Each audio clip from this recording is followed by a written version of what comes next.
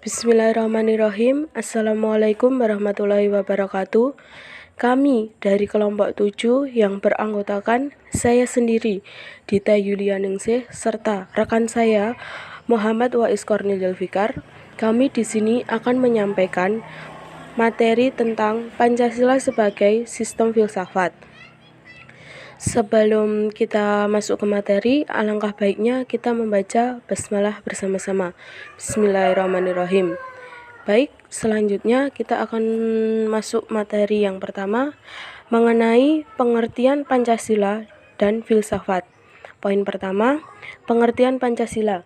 Secara etimologi, dalam bahasa Sangsekerta atau bahasa Brahma India, Pancasila berasal dari kata panca dan sila. Panca artinya 5, sila atau shila yang berarti batu, sendi atau dasar. Kata sila bisa juga berasal dari kata susila yang berarti tingkah laku yang baik. Jadi, secara kebahasaan dapat disimpulkan bahwa Pancasila dapat berarti 5 batu sendi atau dasar, atau juga dapat diartikan sebagai 5 tingkah laku yang baik. Poin kedua yaitu pengertian filsafat. Yang pertama, secara etimologi.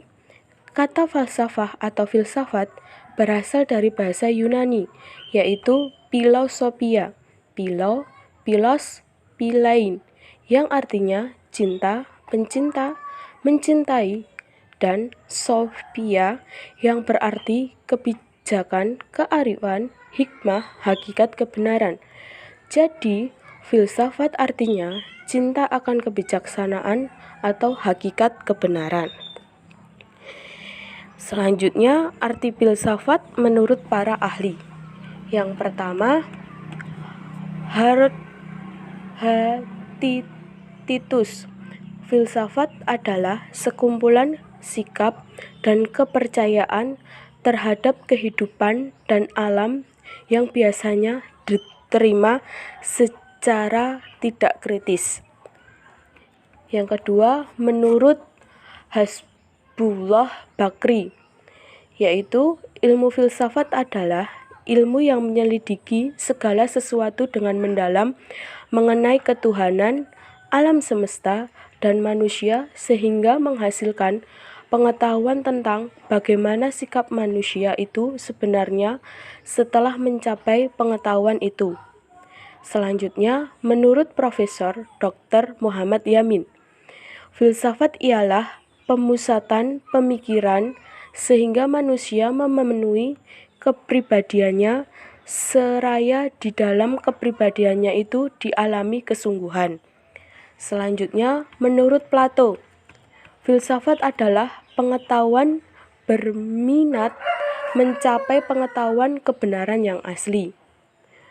Selanjutnya, menurut Aristoteles, filsafat adalah ilmu pengetahuan yang meliputi kebenaran yang terkandung di dalamnya ilmu-ilmu metafisika, logika, retorika, etika, ekonomi, politik, dan estetika. Selanjutnya, menurut Cicero, filsafat adalah seni kehidupan sebagai ibu dari semua seni.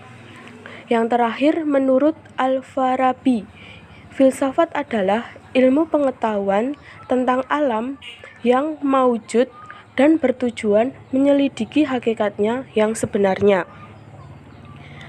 Selanjutnya, filsafat dalam arti umum. Dalam arti ini, filsafat digunakan untuk menyebut berbagai pernyataan yang muncul dalam pemikiran manusia tentang berbagai kesulitan yang dihadapinya, serta berusaha untuk menentukan solusi yang tepat. Baik, materi selanjutnya akan disampaikan oleh rekan saya Muhammad Wais. Kepada Muhammad Wais dipersilahkan. Baik, saya akan melanjutkan materi yang kedua, yaitu tentang pengertian Pancasila sebagai sistem filsafat. Pancasila sebagai sistem filsafat yaitu suatu konsep tentang dasar negara yang terdiri dari 5 sila sebagai unsur yang mempunyai fungsi masing-masing dan satu tujuan yang sama untuk mengatur dan menyelenggarakan kehidupan bernegara di Indonesia. Filsafat negara kita ialah Pancasila, yang diakui dan diterima oleh bangsa Indonesia sebagai pandangan hidup. Dengan demikian, Pancasila harus dijadikan pedoman dalam kelakuan dan pergaulan sehari-hari.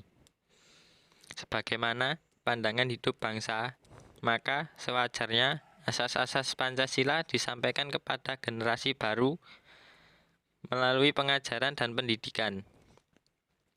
Pancasila menunjukkan terjadinya proses ilmu pengetahuan, validitas dan hakikat ilmu pengetahuan atau teori ilmu pengetahuan.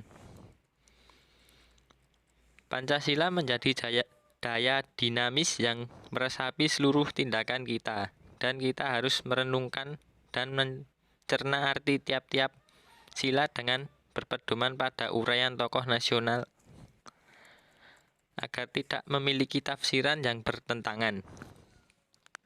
Dengan Pancasila sebagai filsafat negara dan bangsa Indonesia, kita harus mencapai tujuan bangsa dan negara kita. Pancasila sebagai sistem filsafat memberi arah agar kesejahteraan dan kemakmuran bertolak dari keyakinan manusia yang percaya kepada kebesaran Tuhan, kesejahteraan yang memihak pada kesatuan dan persatuan, serta kebersamaan sebagai suatu kesatuan bangsa yang utuh dan bulat. Pengertian Pancasila sebagai sistem filsafat secara umum adalah hasil berpikir atau pemikiran yang sedalam-dalamnya dari bangsa Indonesia yang dianggap dipercaya dan diyakini sebagai kenyataan. Norma-norma dan nilai-nilai yang benar, adil, bijaksana, dan paling sesuai dengan kehidupan dan kepribadian bangsa Indonesia. Filsafat Pancasila dapat digolongkan sebagai filsafat praktis, sehingga filsafat Pancasila tidak hanya mengandung pemikiran yang sedalam-dalamnya atau tidak hanya bertujuan mencari, tetapi hasil pemikiran yang berwujud filsafat Pancasila tersebut dipergunakan sebagai pedoman hidup sehari-hari agar hidup bangsa Indonesia dapat mencapai kebahagiaan lahir dan batin, baik dunia maupun akhirat. Lanjut materi yang ketiga, yaitu tentang filsafat Pancasila dan implementasi dalam kehidupan. Sila-sila Pancasila pada esensinya merupakan satu kesatuan yang berarti setiap sila merupakan unsur yang mutlak dari kesatuan Pancasila.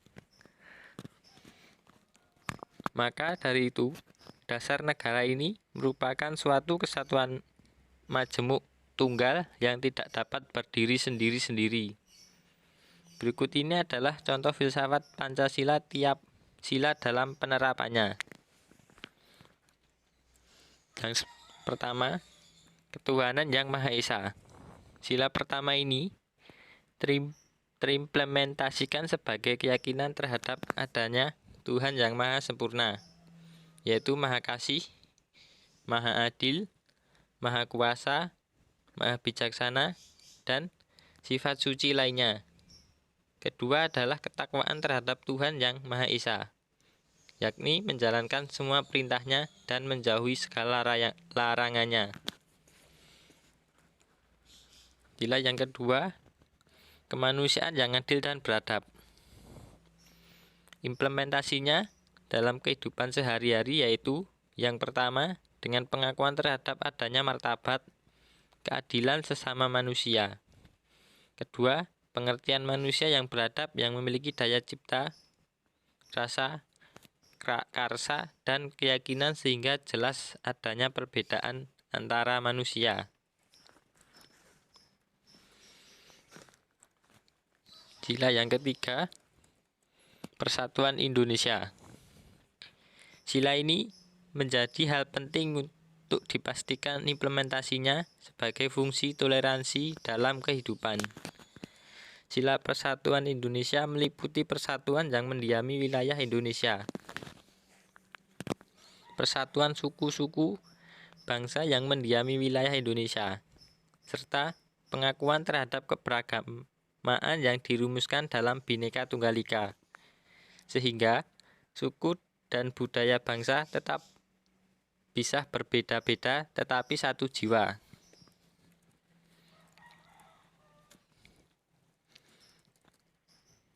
Sila yang keempat yaitu kerakyatan yang dipimpin oleh hikmat kebijaksanaan dalam permusyawaratan perwakilan. Kerakyatan, nilai yang terpenting dalam sila ini terletak pada kedaulatan negara berada di tangan rakyat, sehingga mereka mempunyai kedudukan, hak, dan kewajiban yang setara dan sama. Ketika ada permasalahan yang terjadi, jalan yang ditempuh adalah musyawarah sebagai implementasi sila keempat Pancasila ini. Sila yang kelima yaitu keadilan sosial bagi seluruh rakyat Indonesia. Keadilan sosial di sila ini mengharuskan kehidupan sosial atau kemasyarakatan harus menjangkau ke seluruh rakyat Indonesia. Oleh sebab itu, kehidupan sosial yang meliputi bidang-bidang ideologi, politik ekonomi, sosial budaya, dan pertahanan keamanan nasional harus terjamin agar menciptakan keadilan sosial dan akan tercipta cita-cita masyarakat adil makmur, material, dan spiritual sehingga menciptakan keseimbangan antar hak dan kewajiban serta menghormati orang lain.